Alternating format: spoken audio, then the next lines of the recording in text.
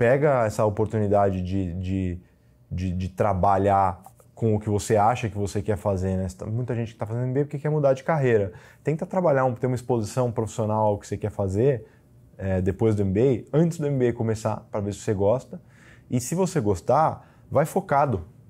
O MBA ele é um lugar que ele é incrível, porque tem 1000 portas que vão abrir lá. O problema é que se você fica olhando para as 1000 portas, você não faz nada.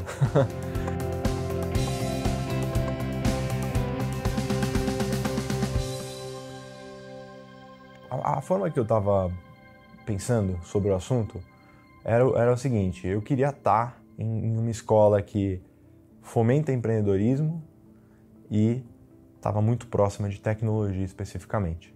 Então acho que esse era como eu comecei a busca.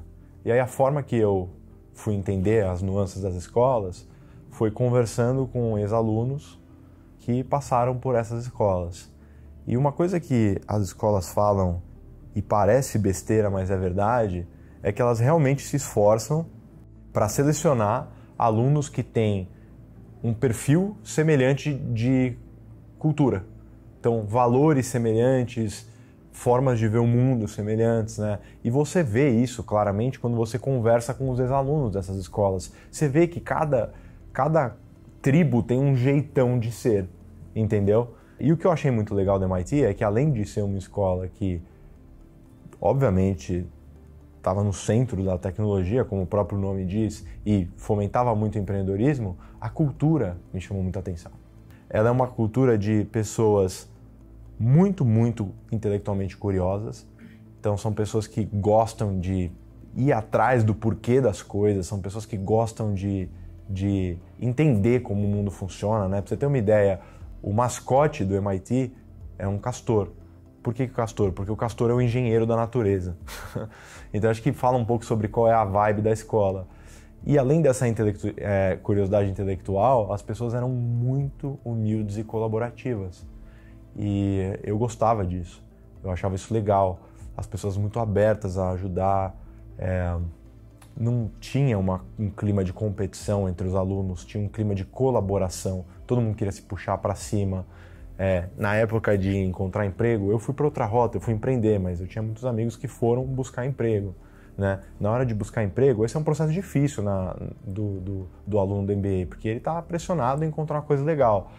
É normal você imaginar que poderia acontecer competição, do tipo, eu estou brigando contra você por essa vaga, mas isso na prática não acontecia. O que acontecia no MIT era que as pessoas se ajudavam a todo mundo conseguir uma vaga legal, que eu acho que é bem único e foi surpreendente para mim.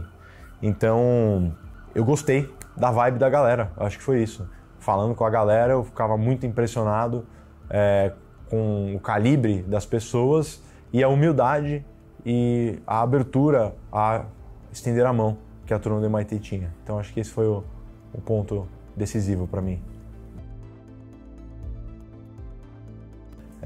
Eu acho que eu fiz uma coisa que eu recomendo para quem está pensando em fazer MBA, que depois que eu fiz o processo todo e passei, eu recebi oferta para começar o MBA por volta de 8 meses depois que eu recebi a oferta, né? Então eu recebi a oferta em outubro, novembro, para começar o MBA em agosto do ano seguinte. Eu fiz uma coisa que eu recomendo muito, que foi eu saí do meu emprego atual, que era o banco, e eu fui experimentar trabalhar com o que eu achava que eu queria fazer, que era fintech. Então, antes do MBA, eu fui passar uma temporada de meio ano numa fintech em Hong Kong, na Ásia. Uma oportunidade legal que apareceu pelo MIT, inclusive, o empreendedor que era fundador dessa fintech tinha feito MIT, o MIT me conectou com ele e as coisas deram certo. E aí eu fiquei 6 meses lá trabalhando em Hong Kong em fintech e eu gostei muito. Essa é a verdade. Essa experiência lá, ela serviu para eu entender um pouco qual era o jeitão da coisa, como era trabalhar numa empresa de 40 funcionários. Era uma coisa nova para mim, nunca tinha trabalhado em empresa pequena e com a matéria fintech, e eu gostei demais. Então, por que eu estou falando esse ponto, né? Porque quando eu vou para o MIT, eu já fui muito com a cabeça de eu quero olhar e fazer tudo que tem a ver com fintech. Então, e essa eu acho que é uma dica importante que eu dou, né? Aí, aliás, tem 2 dicas para quem vai fazer MBA, na minha opinião. A primeira é, pega essa oportunidade de trabalhar com o que você acha que você quer fazer, né? Muita gente que está fazendo MBA porque quer mudar de carreira. Tenta trabalhar, ter uma exposição profissional ao que você quer fazer depois do MBA, antes do MBA começar, para ver se você gosta. E se você gostar, vai focado. O MBA ele é um lugar que ele é incrível, porque tem 1000 portas que vão abrir lá. O problema é que se você fica olhando para as 1000 portas, você não faz nada. Então, às vezes, tem um efeito de ficar paralisado pelo excesso de opções incríveis que tem. E eu acho que uma coisa que eu fiz que foi acertada foi saber dizer não. Mais do que dizer sim, é o que eu não quero fazer. Então eu fui muito focado em fintech. Isso me permitiu entender quais eram os recursos que a escola tinha para quem queria se envolver mais nessa parte.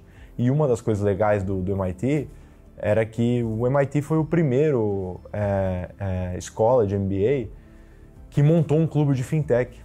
Na verdade, o clube, eu fui para o MIT em 2017, ele havia sido montado em 2016.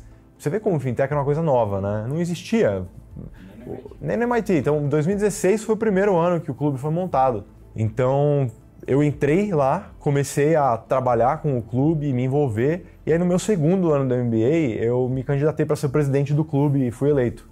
Então, eu fui não só membro, mas presidente do clube de fintech do MIT. E isso foi uma oportunidade incrível, porque o mandato do clube era conectar os alunos com fintechs. Esse era o grande mandato. Quem é curioso para entender como é uma fintech, o clube ajuda você a explorar oportunidades em fintech.